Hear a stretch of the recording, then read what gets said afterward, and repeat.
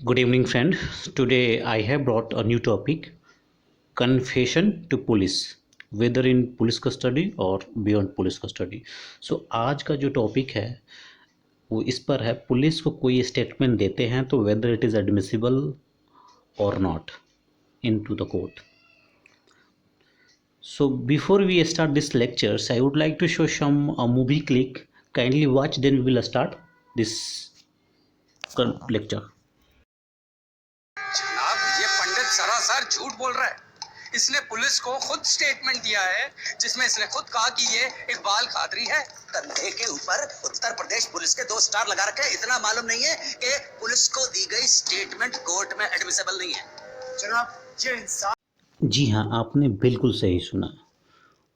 Police को दी हुई कोई भी स्टेटमेंट, चाहे वो कन्फेशन हो या किसी भी तरह का स्टेटमेंट हो, चाहे वो पुलिस कस्टडी में दी गई हो या पुलिस कस्टडी से बाहर दी गई हो, कोर्ट में एडमिसिबल नहीं होती है। उसे दोबारा कोर्ट में सेम स्टेटमेंट, सेम कन्फेशन दोबारा मजिस्ट्रेट के समक्ष बोलना पड़ता, तभी वो एडमिट होती है। So let's start section 25 what says confession to police officer not to be proved. No confession made to a police officer shall be proved as against a person accused of any offense.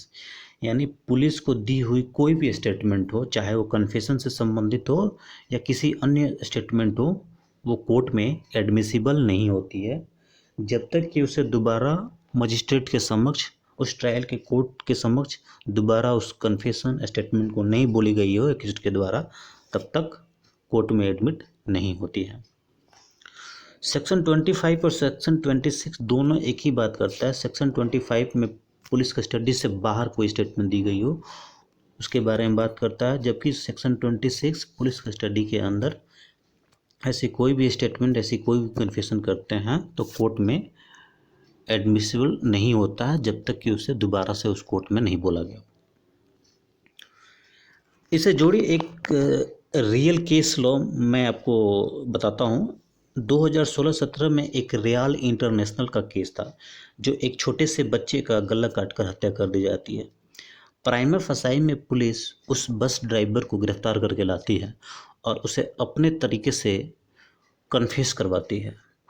अगले दिन magistrate के समक्ष उसे पेश करती है, और उसके बाद जो एक्यूज, जो बस ड्राइवर है, उस कोर्ट में जाके मुकर जाता है। वो कोर्ट में जाके ये बोलता है कि ये जो कन्फेशन है, ये जो स्टेटमेंट है, पुलिस ने मुझे मार पीट के ली है। तो ऐसे कन्फेशन, ऐसे स्टेटमेंट कोर्ट में इनएडमिसिबल हो जाती है। और जब भी किसी व्यक्ति को गिरफ्तार करके ले आती है पुलिस, तो ट्रायल कोर्ट में चाहे जिस मजिस्ट्रेट के सामने पेश करती हो, उस समय पुलिस कस्टडी 15 दिन से अधिक नहीं ले सकती। 15 दिन की कस्टडी, पुलिस कस्टडी मिल सकती है। तो जब भी ऐसे कोई एक्यूज्ड कोर्ट में जाके ये बोल देता है कि पुलिस ने हमसे ज़बरदस्ती थ्रेट करके किसी तरह से उसने बयान लिया है या मारपीट के बयान लिया है, ऐसे स्टेटमेंट लिया है, तो ऐसे कोर्ट में बोलने के बाद पुलिस कस्टडी को छीन ली जाती है, उससे दोबारा जुडिशियल कस्टडी मिलती है, पुलिस कस्टडी नहीं मिलती है। तो ये रहा कि पुलिस को जो भी स्टेटमेंट देते हैं या कैसी कोई भी स्टेटमेंट देते हैं, चाहे वो कन्फेशनल हो, चाहे किसी भी तरह का स्टेटमेंट हो, कोर्ट उसे नहीं मानता है जब तक कि उसे दोबारा कोर्ट में नहीं बोला गया हो। पिछले वीडियो में हमने देखा कन्फेशन 2 तरह की होती है, एक जुडिशियल कन्फेशन होती है और दूसरा एक्स्ट्रा जुडिशियल कन्फेशन होती है। जुडिशियल कन्फेशन वो होती है जो ट्रायल कोर्ट में, जो उस केस का जो भी ट्रायल कोर्ट है, उस कोर्ट में अगर कोई कन्फेस करता है तो ही वो जुडिशियल कन्फेस कहलाती है, और उस ट्रायल कोर्ट से बाहर कहीं भी कन्फेस करेंगे तो वो एक्स्ट्रा जुडिशियल कन्फेस कहलाती है। जुडिशियल कन्फेशन एक स्ट्रॉन्ग एविडेंस है, जबकि एक्स्ट्रा जुडिशियल कन्फेशन एक वीक एविडेंस मानी जाती है।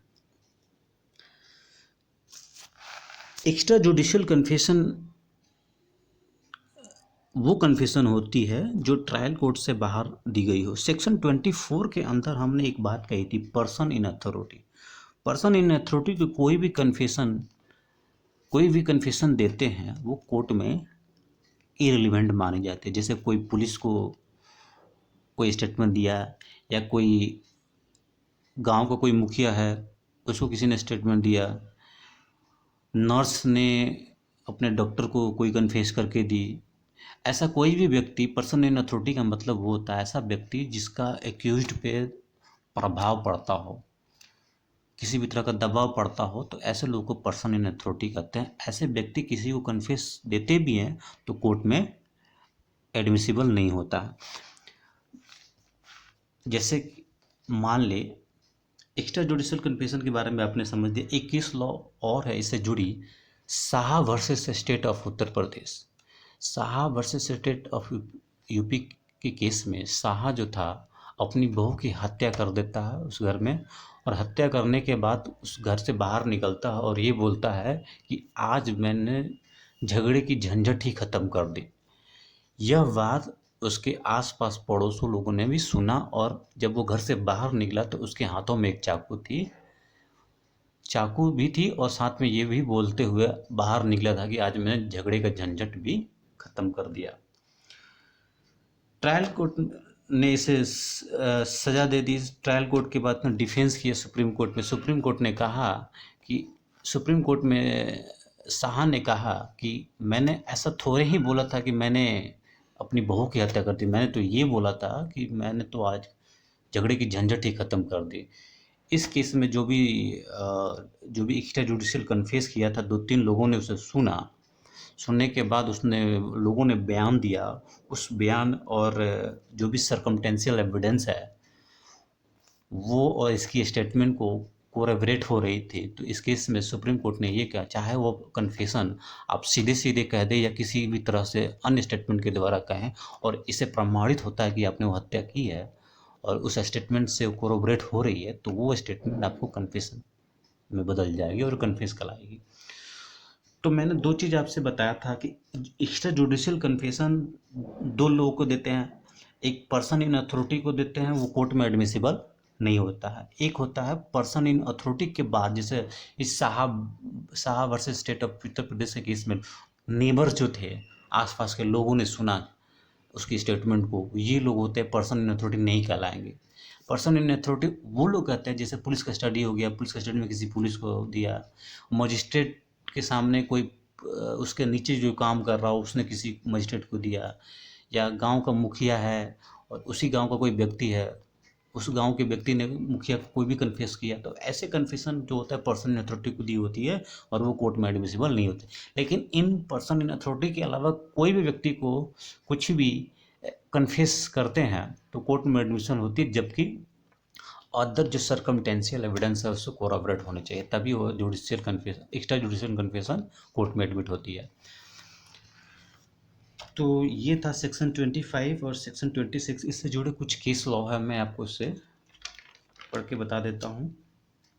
केस लॉ है Abdul Rashid versus state of Bihar.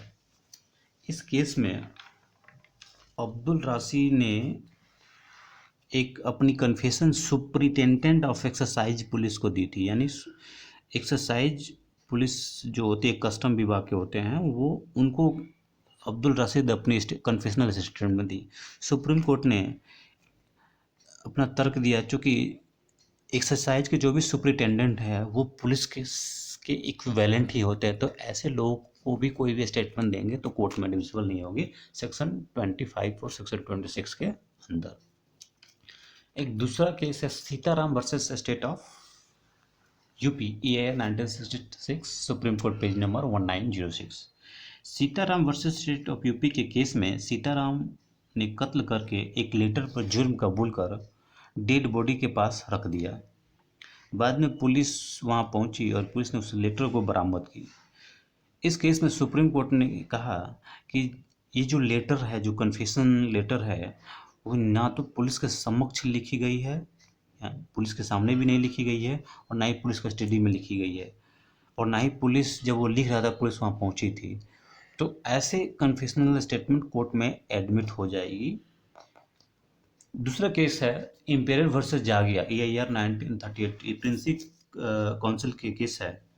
इस केस में एक महिला ने किसी बच्चे को जान से मार देती है और जो गांव वालों उसे पकड़ के उसे रख देते हैं। गांव वालों के समक्ष उस महिला को महिला उस गांव वालों की कस्टडी में रहती है और गांव वाले उसे किसी पुलिस के समक्ष उसे पेश करते हैं। बाद में जो भी पुलिस कस्टडी में उसने बयान दी, पहले वो गांव वालों के सामने दी, फिर बाद में दी उस पुलिस कस्टडी में। तो पुलिस कस्टडी को जो भी बयान दी वो कोर्ट में एडमिशन नहीं होती है, लेकिन जो गांव वालों के सामने उसने बयान दिया वो कोर्ट में एडमिट हो जाएगी। State of Andhra Pradesh versus Gangula Satyamurthy के केस में गंगुला पुलिस कैंपस के अंदर, जो गांगुला था पुलिस कैंपस के अंदर, पुलिस कस्टडी के नहीं बट पुलिस कैंपस के अंदर गांव के 2 लोगों के सामने स्टेटमेंट दिया, अपनी कन्फेस किया। और 2 जो व्यक्ति जिनके सामने उसने कन्फेस किया वो लोगों ने पुलिस को अपनी उस स्टेटमेंट को दिया।